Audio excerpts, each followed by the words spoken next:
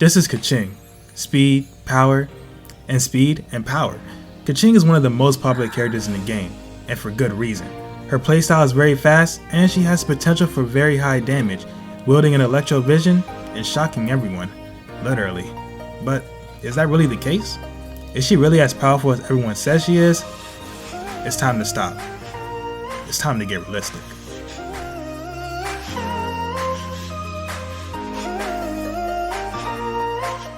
Honestly, Keqing doesn't have many weaknesses, but before you jump to conclusions, I never said she didn't have any. Keqing's main focus of damage comes from her normal and charged attacks, as well as her ultimate ability. But in reality, Keqing's damage is at its absolute best when you spam her charge attack while using her ultimate when available. This can create a serious issue with stamina management, and oftentimes, you can find yourself running empty more times than not. And we all know that without stamina, you're basically just a sitting duck waiting to be killed. I mean, just try using Keqing's charge attack spam in the ice dungeon. A death sentence, to say the least.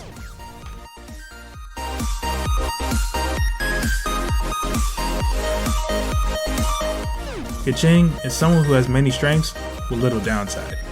When people build Keqing, they generally have two options. Do I build for electro damage or do I build for physical damage? This could be a hard choice for some, but in reality, no matter which you focus on, you'll be able to decide which type of damage you do without much drawback. If you run into an electro slime with Keqing, you can easily defeat that slime with physical damage, even if you don't focus on it with your build. And this is mainly thanks to one of her other strengths that we'll get into. Keqing's charge attack is fast, deadly, and easy to use. For someone with a sword, Keqing has high damage multipliers for her normal and charge attacks, and this is very evident in battle. Many who use Keqing mainly use her charge attack sequence as one of their main sources of damage, and this is also the reason why her physical damage is so high, even if you don't focus on the physical damage build. Keqing doesn't offer much support for your team, but unlike other main DPS characters, she isn't completely useless. And this is thanks to her ultimate ability. With the measly energy cost of 40, Keqing is able to spam her elemental burst. Now if you wanted to, you could use Keqing only for her elemental burst and still find success. Still, I don't recommend this since Keqing is built to be your number one option. Now if you think I missed any other strengths or weaknesses, don't forget to share it down in the comment section.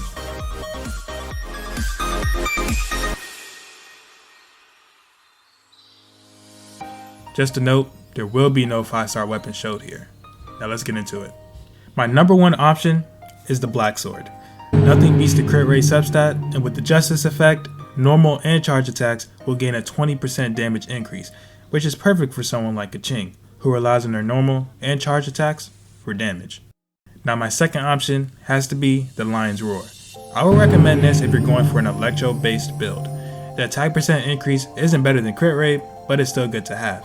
However, the main reason this is my second option is because this sword allows you to deal 20% extra damage against monsters affected by Electro, which would be perfect for someone like Keqing, who really focuses on Electro to deal damage. Now as my craftable option, it would have to be the Prototype Ranker. The physical damage substat works well with Keqing, especially if you're going for a physical damage build, and even if you aren't, the Smash Stone effect will increase your attack and defense when you land a normal or charged attack, making it a viable option for Keqing.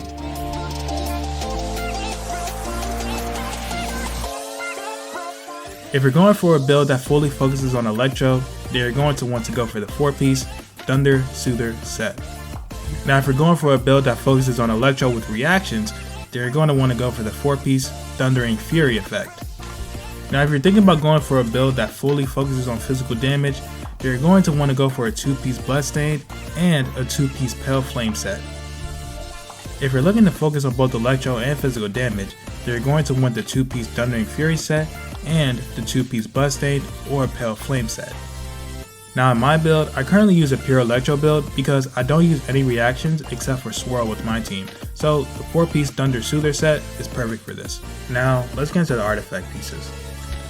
Now for the flower piece, you're going to want to focus on these 4 substats: crit rate, crit damage, attack percent, energy recharge, or elemental mastery. For the feather piece, you're going to want to focus on the exact same substats for your flower, with crit rate, crit damage, attack percent, energy recharge, or elemental mastery. Now for the timepiece, You're going to want attack percent as your main stat with these substats: crit rate, crit damage, energy recharge or elemental mastery, and for your fourth option, you're going to just want base attack. There's nothing else good there. Now for the cut piece, if you're going for an electro build, then electro damage bonus is what you want, and these are the substats: crit rate, crit damage, attack percent, energy recharge, or elemental mastery. Now if you're going for a physical damage build, then physical damage bonus is what you want, and these are the substats you're going to want too: crit rate, crit damage, attack percent, energy recharge, or elemental mastery. For the headpiece, you're going to want crit damage as your main stat with these substats: crit rate, attack percent, energy recharge, or elemental mastery, and for your fourth option, you're going to just want flat attack. Now if your crit rate is under 53.9, then you can use a crit rate main stat for your headpiece. Now if your crit rate is above 53.9, then your crit rate will hit above 100% when you use Keqing's ultimate ability thanks to her passive. Now here are the substats you're going to want: crit damage, attack percent, energy recharge or elemental mastery, and as your fourth option, you're going to want flat attack.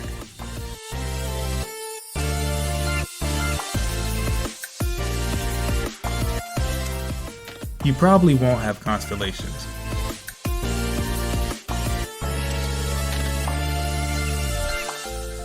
For Keqing, you're going to want to level up every single talent she has.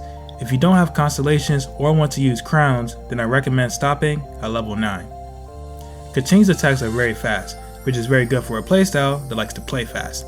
Still, your main source of damage will come from your charge attacks. Use your charge attacks when you can, and if you find yourself running low on stamina, switch to your normal attacks until your stamina recovers. This skill is important for allowing Keqing to convert her normal attacks to electro damage with the help of her first passive talent, Thundering Penance. Once you recast Stellar Restoration, you'll be able to gain Electro Infusion. Now, you might think this is useless for its physical damage build, and it is, but if you use your charge attack after casting Stellar Restoration, it won't infuse your attacks with Electro, so you won't have to worry. Now, Keqing's ultimate ability is meant to be spammed. Once you have it, it's a good idea to use it. And thanks to her second passive talent, Aristocratic Dignity, Keqing gains a 50% crit rate and energy recharge increase for 8 seconds. This is the reason why you want to use her ultimate, even if you're going against an enemy that's immune to Electro. You want to keep this buff for as long as you're fighting. Not only is Keqing fast in combat, but she's even faster on expeditions, 25% faster.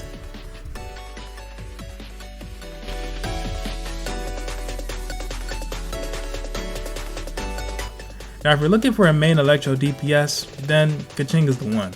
Not only do her skills look cool, but she has the damage to back it up. With her fast playstyle, there won't be any room for boredom, unlike some other characters in the game. Hopefully, I was able to show you a build that you can use for Keqing without relying on Bennet, Mona, or the insane advantages of being a whale. Don't forget to leave a like and subscribe for more realistic Genshin Impact builds like this. And I'll see you guys in the next one.